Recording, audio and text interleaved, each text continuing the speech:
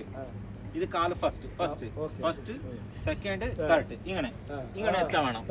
മനസ്സിലായോ? ഫാസ്റ്റ് ഇങ്ങനെ വന്നിട്ട് 1 2 3 ഇങ്ങനെ. മനസ്സിലായോ? ഇപ്പൊ റെഡി ആയല്ലേ?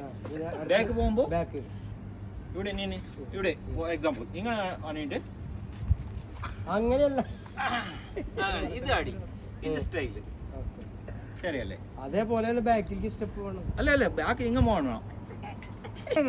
എങ്ങനെ ചെയ്യാൻ അറിയാം? ഇങ്ങനെ അങ്ങനെ നടക്കുക. അത് ഡ്രോപ്പ് ഇടുന്നത് കാണിച്ചു, ഡ്രോപ്പ് ഇടുന്നത് അല്ലേ? ശരിയല്ലേ? കളി ശരിയല്ല അല്ലേ? കളി ശരിയല്ല. ബാറ്റ് പിടിക്കുന്നത് എങ്ങനെയാ കളിച്ചത്?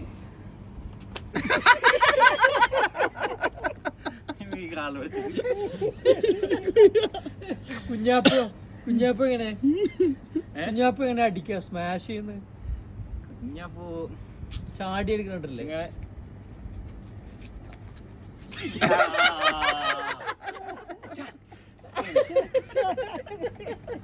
അല്ലേ?